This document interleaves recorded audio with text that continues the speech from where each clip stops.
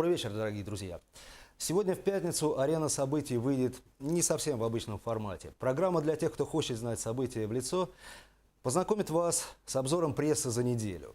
В студии Владимир Сенюшкин, а поможет мне в проведении эфира главный редактор газеты «Саха-Сирэ», республиканской газеты «Чукур» Гавриль Чукур. Добрый вечер. Добрый вечер. Будем на «ты». Да, конечно. Чукур, сразу начнем.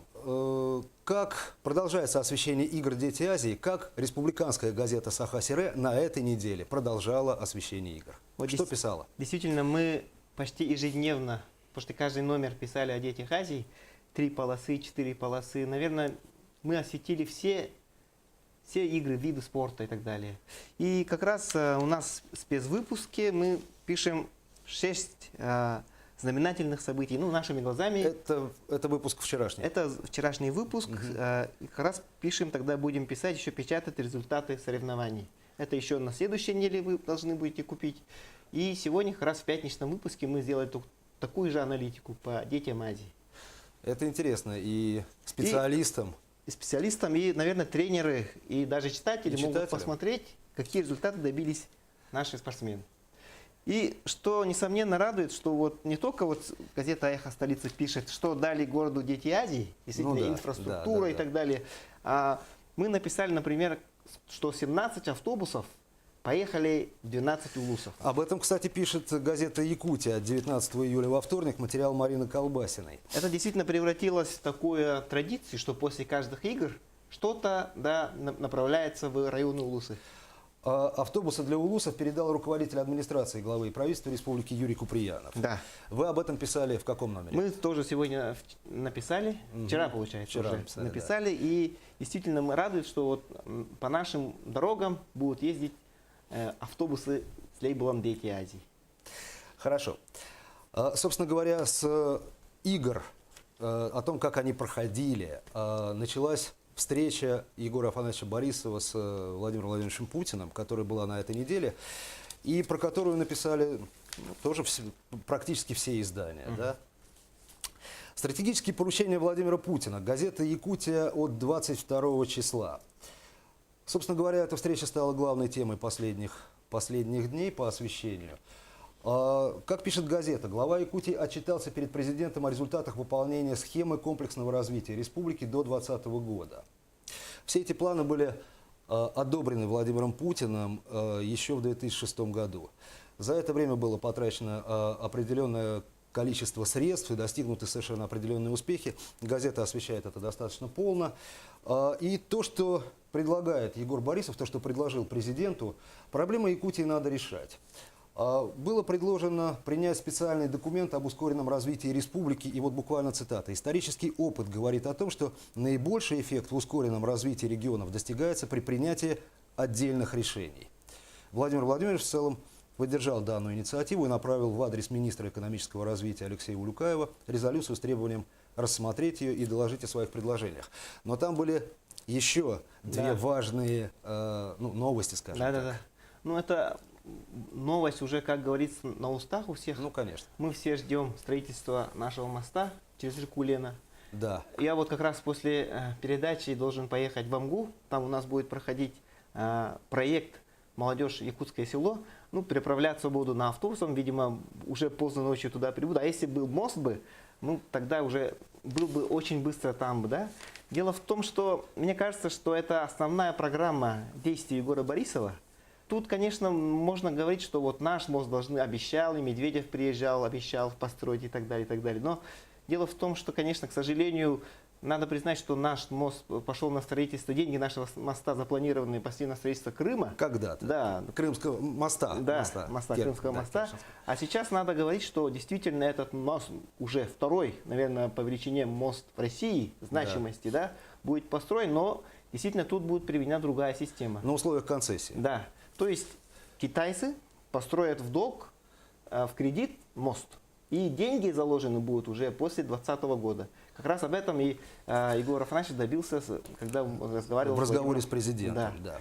В программу развития транспорта с 2020 по 30 годы будут заложены деньги. То есть мост будет построен, начало строительства моста будет построено, наверное, уже с другого, с начала 2018 года, говорят. 2019 года говорят, 2017 года говорят. И деньги уже они получат позже. Сначала построят, Ну, а это потом деньги понятно, да, получат. это понятно. Всемирный центр Мамонта. Вы тоже писали об этом, да, о предложении Егора Афанасьевича президенту? Мы еще будем на эту тему наверняка писать, потому что Мамонт это бренд. Вот, Да. например, Дети Азии у нас бренд, а Мамонт тоже бренд. Должны приезжать туристы, чтобы посмотреть только вот этот Всемирный палеонтологический музей. Мгм. То есть это очень хорошая инициатива и очень правильно, что мы на основании этих брендов развиваемся, может, точки роста как бы для Якутии. Чукур, газета «Якутия» от 21 числа в четверг публикует, в номере от 21 числа публикует материал под заголовком «О деньгах и экологии по-крупному». Материал Федора Григорьева. Здесь речь о том, как Егор Афанасьевич Борисов встречался с руководителями действующих на территории республики крупных предприятий. В первую очередь он поблагодарил руководителей за Организацию игр. организацию игр «Дети Азии», за качественную организацию игр на высоком уровне. «Дети Азии», а потом, собственно говоря, остановился на двух моментах, требующих особого внимания со стороны руководителей предприятий. Это своевременная выплата заработной платы и, соответственно, беспрекословное выполнение налоговых обязательств. Об этом пишет газета. Но это в период кризиса, конечно, это одно из важных направлений. Ну, это должны выполнять, мне кажется, все руководители. Кстати говоря, как крупного бизнеса, так и государственных предприятий, между прочим. Да, ну так, скажем. Но еще важная тема поднималась, касающаяся экологии. Она стала особой темой разговора, как пишет газета. И в качестве негативного примера Егор Борисов привел вопиющие факты нарушения экологических требований со стороны иркутской нефтяной компании в Сунтарском Улусе, где только после принятия самых жестких мер все последствия были устранены. Действительно, мы эту тему тоже поднимали. Вот как раз по WhatsApp рассылке мы получили такую новость, что действительно в Сунтарском Улусе вот такая проблема есть. Написали целую статью, и Егор Афанасьевич, министр охраны природы Сахамин Миланович, туда ездили, надавали, как говорится, по этим товарищам по рукам. Да. И вопрос сейчас решается. И, кстати, сейчас по всем промышленным вот, производственникам, которые у нас работают, да, будет проведена такая проверка. Вот что важно, да, исключений не будет. Да. Реакция будет незамедлительной, заявил глава республики. И добавил, что в скором времени будет проведен контрольный объезд территорий, где работают крупные недропользователи. Я бы хотел обратиться тоже к нашим читателям, если какие-то они видят проблемы, Примеры Да. такого бесконтрольного, скажем бесконтрольного, так, загубления окружающей среды, Да. пускай они направляют письма, пускай пишут фотографии, фотографируют, благо у нас связь сейчас развивается. Конечно. И мы будем остро реагировать на эти вопросы. Ну, кстати, о связи мы поговорим еще, собственно, в конце программы.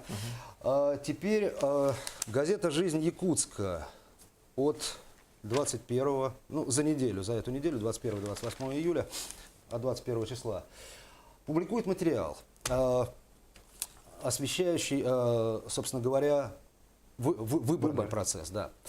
Как известно, 4 самовыдвиженца зарегистрировались, больше самовыдвиженцев не будет. Это Алена Атласова, это Максим Местников, это Зоя Соловьева и Андрей Савич Борисов. Вот двум из кандидатов в депутаты, кандидатов в кандидаты даже, наверное, потому что им предстоит еще собрать подписи якутян в свою поддержку. Газета публикует материал. Значит, что касается Алены Атласовой, то здесь Инна Макарова пишет, что она больше как бы апеллирует к эмоциональной стороне. Но это материал с сайта Arte.ru. Да. По всей видимости, да. А Андрею Борису такой всесторонний, собственно говоря, посвящен материал, всесторонне объемлющий. Но я вот зацепился вот за что, мне понравилось. Считаю, для России развитие культуры Якутии является примером, моделью. Согласен ли ты с этим? Конечно, действительно, вот наша культура, наши эсэхи, да, даже то, что вот Саха-театр берет маску, да, оно подразумевает, что культура всячески поддерживается на государственном уровне, это приводит в государственную политику. И, возможно, какие-то яркие примеры надо взять и на российском уровне. А вот, собственно говоря, дальше, Андрей Савич, да, цитата. «А сегодня я очень беспокоюсь за русскую культуру в целом, развивать и поддерживать которую надо по всей стране». Вот недавно я был на форуме, как раз обсуждались вопросы культуры и так далее, да, и там речь шла, что вот, оказывается, нашу российскую и русскую культуру особо не восхваляют или не показывают по российским федеральным каналам.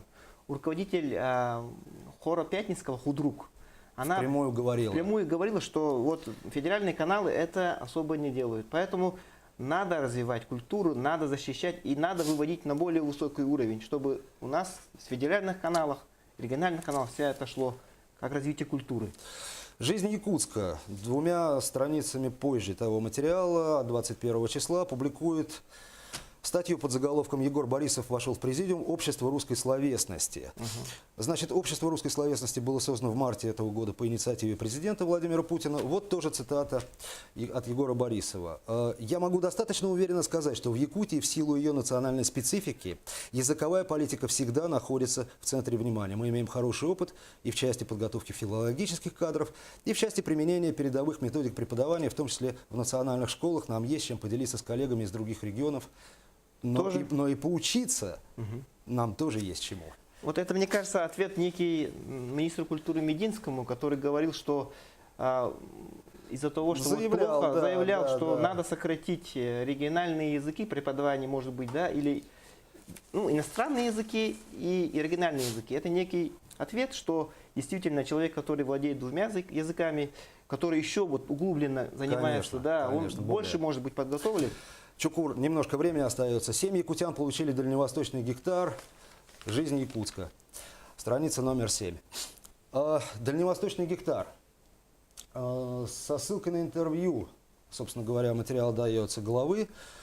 Но вот много заявлений было аннулировано. Из 160 только 7 получают.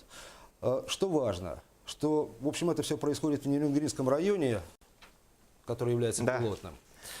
Что дальше, собственно говоря? Ну, Да, вы же тоже писали об этом. Нет, мы даже сейчас пишем не только о дальневосточном гектаре, а мы начали писать про Борисовский гектар. Речь идет о том, чтобы сельхозпроизводителям давать как можно больше земли, да? Это будет не 1 гектар, а 2,5 обсуждения идут, да? Сколько нужно лошадям. Чукур, остается совсем немножко времени. Еще один материал, о котором хотелось бы поговорить, называется «Мирный на связи». Газета «Якутия» от 19 числа, вторник. Мирный подключили к скоростному интернету. И, как сказала Галина Данчикова, председатель правительства, правительство республики будет расширять сети сотовой связи, оказывает грантовую поддержку компаниям-операторам. Ну, за наших коллег, собственно говоря, Да, мы рады. операторов связи, в данном случае коллеги. Можно только порадоваться. Давай прощаться. Это была «Арена событий». До новых встреч. До свидания.